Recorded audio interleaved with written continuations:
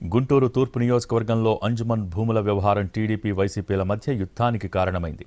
అంజుమన్ భూముల్ని ప్రభుత్వం తీసుకోవటానికి ప్రయత్నిస్తుంటే ఎమ్మెల్యే సైలెంట్ అయిపోయారని వైసీపీ ఆరోపించింది. ఇదే సమయంలో అంజుమన్ భూముల్ని బంధువులు, కుటుంబ సభ్యులకు కట్టబెట్టే ప్రయత్నం మీరే చేశారంటూ టీడీపీ ఆరోపించింది. ఈద్గా స్థలం వ్యవహారంపైన రెండు పార్టీల నేతల మధ్య వార్ మొదలైంది. గుంటూరు తూర్పు నియోజకవర్గంలో అంజుమన్ స్థలం, ఈద్గా స్థలం వివాదం రోజు రోజుకి ముదురుతుంది. మంగళగిరి మండలం పెదకాకానిలో 71.57 ఎకరాల స్థలం ఉంది. ఈ స్థలంలో ఐటీ పార్క్ కట్టాలని ప్రభుత్వం భావించింది. ఇందుకు సంబంధించి గుంటూరు కలెక్టర్ నోటిఫికేషన్ కూడా జారీ చేశారు.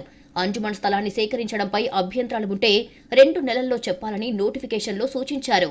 ఈ వ్యవహారంపై గుంటూరు తూర్పు వైసీపీ ఇన్ఛార్జ్ నూరి ఫాతిమా అభ్యంతరం వ్యక్తం చేశారు. అంజుమన్ ఇస్లామియాకు చెందిన 100 కోట్ల విలువైన స్థలాన్ని ప్రభుత్వం ఎలా తీసుకుంటుందని ప్రశ్నించారు. ముస్లింలకు చెందిన స్థలాన్ని ప్రభుత్వం తీసుకునే ప్రయత్నం చేస్తుంటే ఎమ్మెల్యేగా ఉన్న నసీర్ అహ్మద్ ఏం చేస్తున్నారు అని ప్రశ్నించారు.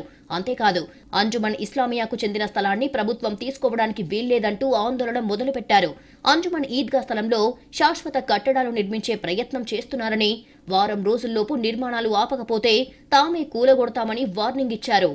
నూరి ఫాతిమా ఆరోపణలపై ఎమ్మెల్యే నసీర్ అహ్మద్ ఘాటుగా స్పందించారు. అంజుమన్ ఆస్తుల వ్యవహారంలో ఇప్పటికే అభ్యంతరం వ్యక్తం చేసిన విషయాన్ని గుర్తు చేశారు.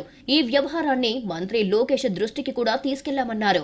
ఈ వ్యవహారంపై ముస్లిం మత పెద్దలతో సమావేశం ఏర్పాటు చేసిన విషయాన్ని గుర్తు చేశారు. గతంలో నూరి ఫాతిమా తండ్రి ముస్తఫా ఎమ్మెల్యేగా ఉన్న సమయంలో అంజుమన్ ఆస్తులను కుటుంబ సభ్యులు, బంధువులకు లీజు పేరుతో ఆక్రమించే ప్రయత్నం చేసింది నిజం కాదా అని ప్రశ్నించారు. ముస్తఫా హయాంలో అక్రమాలకు పాల్పడ్డారని ఆరోపించారు. నోటిఫికేషన్ కి 60 రోజులు ఇవ్వడం జరిగింది. అబ్జెక్షన్స్ రైజ్ చేయడం జరిగింది. తప్పకుండా ప్రభుత్వం కూడా ఎవరైనా అబ్జెక్షన్స్ రైజ్ చేయాల్సినటువంటి వాళ్ళు కలెక్టర్ గారి దగ్గరికి వెళ్ళి అబ్జెక్షన్స్ రైజ్ చేయమని చెప్పి ప్రభుత్వమే ప్రైమరీ నోటిఫికేషన్ ద్వారా చెప్పడం జరిగింది. మీరు కలెక్టర్ గారికి అర్జీ ఇచ్చారు, అలాగే వక్ఫ్ బోర్డు సిఇఓ గారికి అర్జీ ఇచ్చారు. అనేక రకాలుగా మీరు కూడా అర్జీ ఇవ్వడం జరిగింది. వక్ఫ్ బోర్డు ఆస్తులు అన్యాక్రాంతం అవుతాయని బాధపడుతున్నటువంటి నూరి ఫాతిమా గారి చరిత్ర, వారి తండ్రి గారు ఏదైతే గతంలో శాసనసభ్యుడిగా పనిచేసినటువంటి ముస్తఫా గారు, శారదా కాలనీ రెడ్డిపాలెంకి సంబంధించినటువంటి పెద్ద జామియా మసీదుకి సంబంధించినటువంటి 10 ఎకరాలు తను కంటైనర్లు పెట్టుకోవడానికి ఒక కంపెనీ కోసం లీజుగా అడిగినటువంటి మాట వాస్తవమా కాదా అని చెప్పి ఈరోజు నగర ప్రజలకు చెప్పాల్సినటువంటి అవసరం ఉంది.